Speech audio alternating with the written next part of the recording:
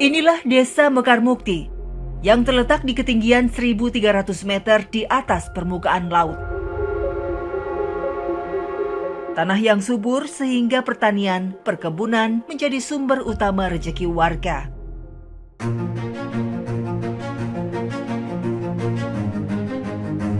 Hasil kebun andalan warga lainnya adalah kol. Setiap pukul 6 pagi, para buruh tani berkumpul menunggu truk jemputan menuju kebun kol. Saya akan ikut bersama mereka. Ya, biasanya pada pukul 6 pagi seperti ini, ibu-ibu di Desa Mekarmukti itu akan memanen ya Bu, memanen kol, dan biasanya mereka dijemput juga dengan truk. Ayo Bu, kita langsung naik aja ya Bu.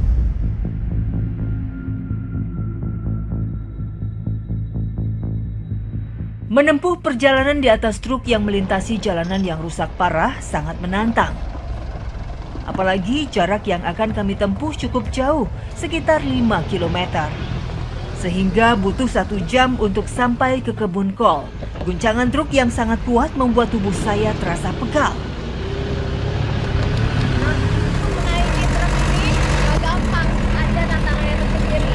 Misalnya kayak jalanan yang bebatuan seperti ini, ditambah jalanan yang terus menanjak dan berkelok-kelok membuat kami tidak seimbang. Makanya kami harus berpegangan pada truk, dan ini sakit sekali, makanya saya menggunakan sarung tangan. Di tengah perjalanan, saya melihat mobil yang berada di depan selip dan tidak bisa menanjak. Jadi tidak hanya truk kami saja yang mengalami tersendatnya ketika melakukan perjalanan, dan ternyata di jalan ini memang seringkali truk-truk yang melewati jalur ini tersendat. Dan saya dengan yang lainnya mendorong kendaraan dengan memberikan sekam di tanah yang dilintasi ban agar tidak licin.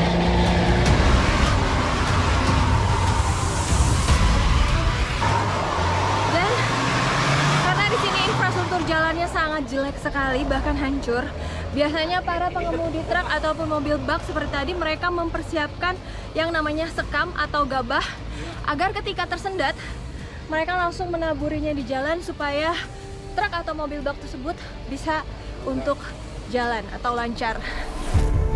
Setelah membantu mobil yang lain, saya kembali menaiki truk untuk melanjutkan perjalanan. Namun truk yang kami tumpangi juga mengalami slip dan tidak kuat menanjak. Lagi-lagi, kami terpaksa harus turun untuk mendorong truk.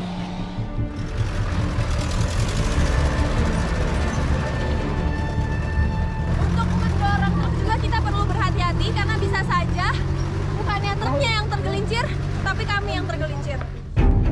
Sesaat lega rasanya, truk yang kami tumpangi bisa terbebas, namun jalur tanjakan yang berlumpur masih panjang, membuat kami harus menarik kembali truk dengan tali tambang.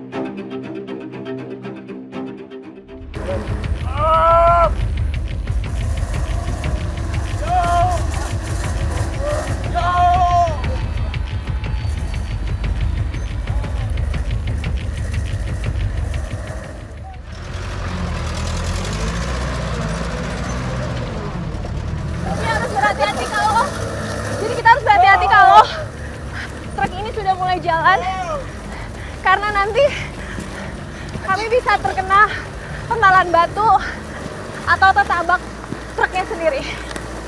Akhirnya sudah melalui jalan yang sangat rusak, dan sekarang kami akan melanjutkan perjalanan menuju kebun kol.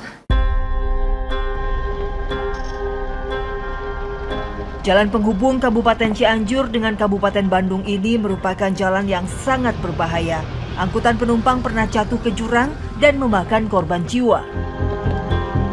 Agar peristiwa tidak terulang kembali, salah satu warga berinisiatif melebarkan jalan dengan uang pribadi. Alat berat pun didatangkan, namun karena keterbatasan dana, hanya sebagian kecil saja yang dilebarkan.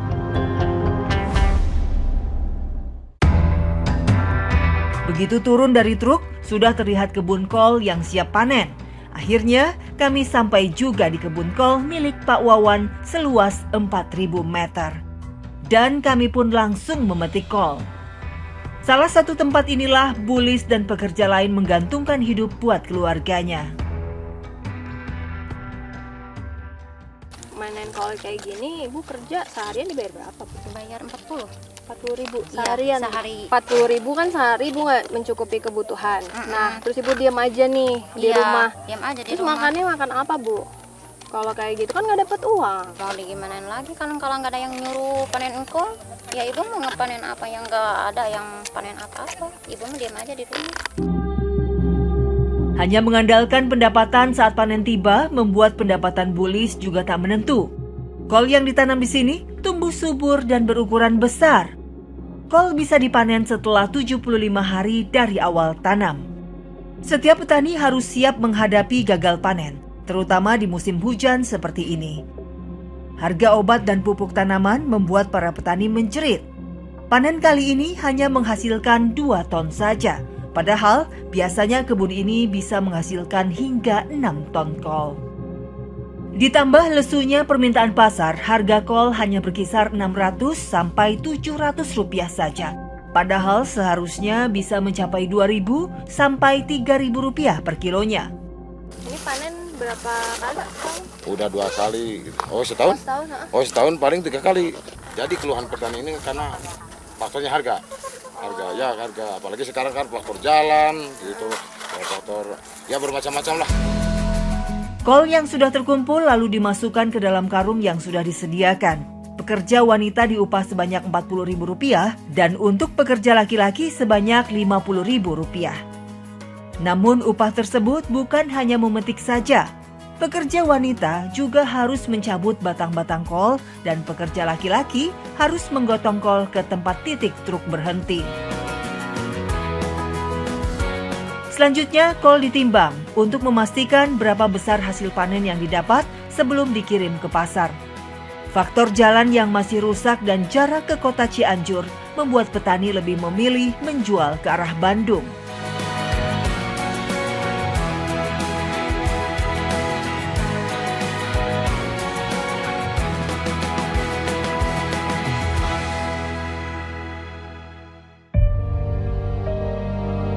Jarak sekolah yang jauh membuat para pelajar terpaksa menumpang di atas tenda angkutan umum. Jadi di sini saya bersama anak-anak akan menunggu Elap karena kita akan mau pergi ke sekolah karena terlalu jauh.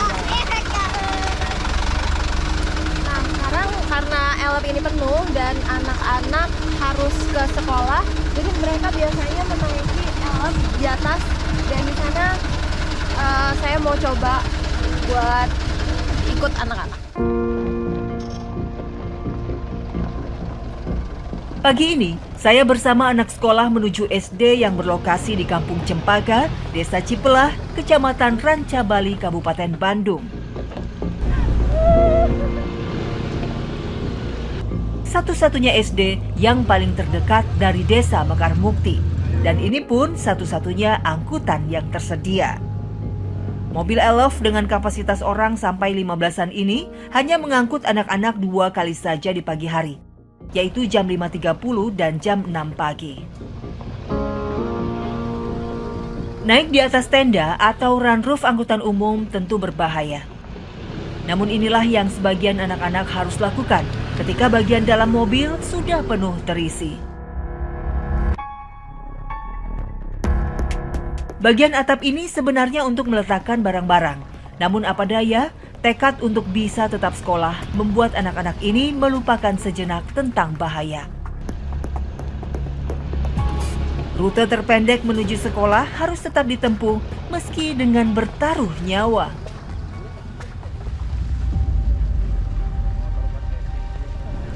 Jadi ini baru pertama kalinya saya menaiki Elf yang benar-benar pegangannya tuh cuma sama besi-besi yang tersangkut di atas Elf. Dan kalau jalannya bebatuan seperti ini, pasti saya harus memegang yang cukup kuat karena bisa aja jatuh. Jadi kalau misalnya banyak anak sekolah yang duduk di sini, ini sangat bahaya sekali. Sungguh saya sangat ketakutan berada di tenda angkutan umum. Namun ini terpaksa dilakukan sebagian anak-anak demi menuntut ilmu ke sekolah. Itu anak-anak memilih untuk tidak naik elep mungkin sepertinya karena menaiki elep ini cukup berbahaya, apalagi kalau sudah penuh seperti ini, karena saya aja harus pegangan yang sangat kuat untuk menahan supaya saya tidak jatuh. Akhirnya sampai juga. Saya dan beberapa anak SD lainnya turun dan menuju ke sekolah.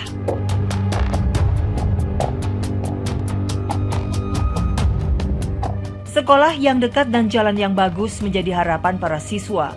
Mereka bisa menuntut ilmu dengan perasaan yang aman dan nyaman.